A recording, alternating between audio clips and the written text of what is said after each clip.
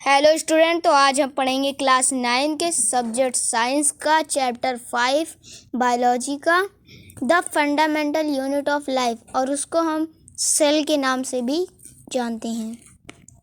तो आइए पढ़ते हैं first part. Fundamental unit of life, उसको हम सेल कहते हैं। अब इन 1665 Robert Hooke examine the thin slice of cork through self design microscope. जो रॉबर्ट हुक थे वो 1665 में एग्जामिन किए स्लाइस, किसकी स्लाइस लिए? कॉर्क की। तो कॉर्क कुछ इस तरीके का होता है, इस तरीके का होता है कॉर्क, और उसकी उन्होंने स्लाइस ली, मतलब उसको काट के छोटी सी स्लाइस ली और उसको अपने खुद से बनाए सेल्फ डिज़ाइन माइक्रोस्कोप में रखा। ओके, तो उनको कुछ इस तरीके का स्ट्रक्चर दिखाई पड़ा। Okay, it look like Honey comb consisting of many little compartment. उसमें देखा उन्होंने कि ये कुछ हनी कॉम्ब जैसा स्ट्रक्चर उनको दिखा, मतलब छत्ते जैसा स्ट्रक्चर दिखा, छत्ता नहीं दिखा, स्ट्रक्चर दिखा, और उनमें ये लिटिल रूम भी दिखाई पड़े उनको। तो इन रूम का जो छोटे छोटे रूम है, इन्हीं का नाम उन्होंने क्या रख दिया? सेल। जैसे कि ये रूम है, ये रूम है, तो उसी का नाम इन्होंने क्या रख दिया? सेल। ओके, और उन्होंने ये बताया all living thing are composed of cell. हर जिंदा चीज़ सेल से बनी होती है। It is the basic unit of life, और ये हमारी लाइफ का बेसिक यूनिट है। अब पढ़ेंगे सेल ऑफ एन ओनियन और प्लांट पी। जो जैसे कि माइक्रोस्कोप में एक वो आता है, जैसे कि उसमें एक स्लाइस आती है कुछ इस तरीके की, उस पर आप एक ओनियन का वो जो वाइट होता नहीं है, ओनियन में निकाला जाता है, उसको निकाल के रखिए।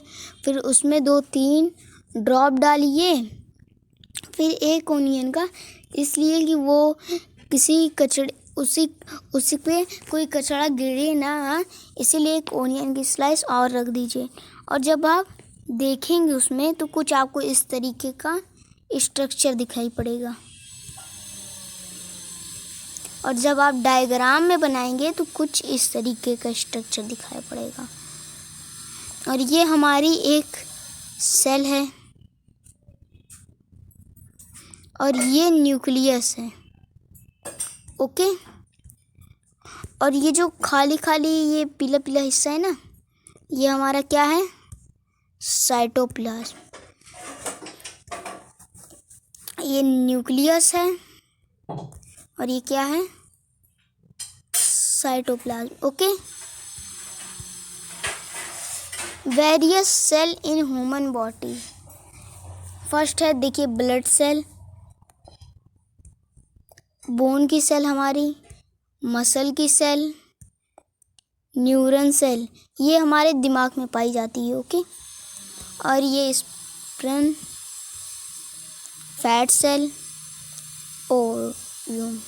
Ovum. Type of organism on the basic of number of cell. जो ऑर्गेनिज्म के टाइप होते हैं वो बेसिक नंबर होते हैं सेल के। First unicellular, second multicellular. आइए यूनिसेलुलर के बारे में पढ़ते हैं।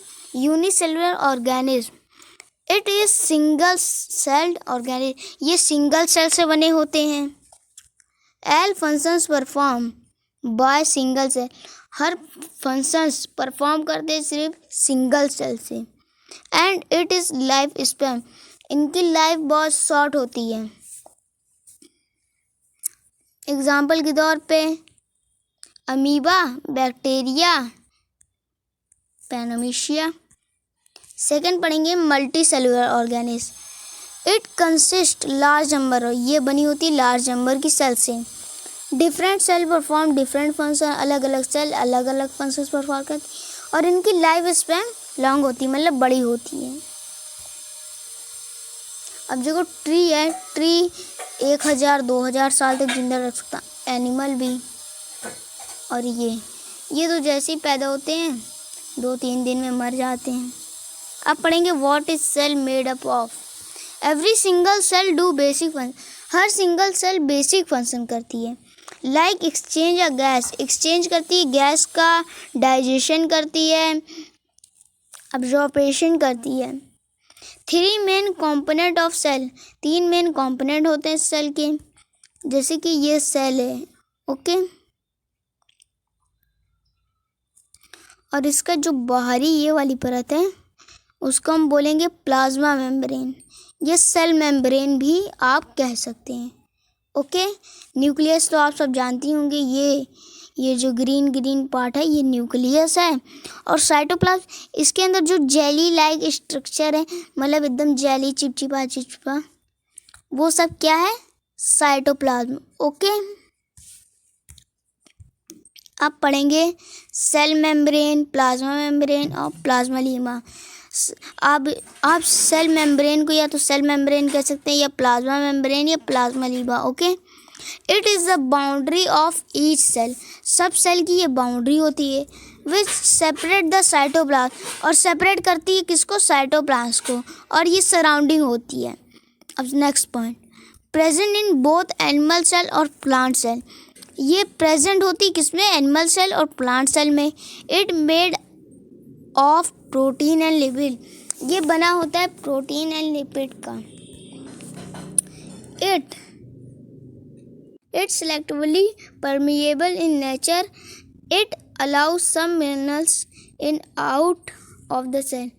ये जो है जैसे कुछ ही मिनरल्स को बाहर आने देता है और किसी को जाने देता है।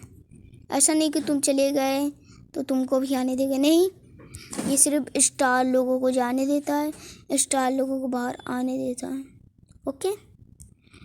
अब it is flexible and can be folded, broken or required. ये फ्लेक्सिबल होता है, मतलब हिलता डुलता है। इसको तुम फोल्ड कर सकते हो और इसको तुम ब्रोक कर सकते हो, ओके।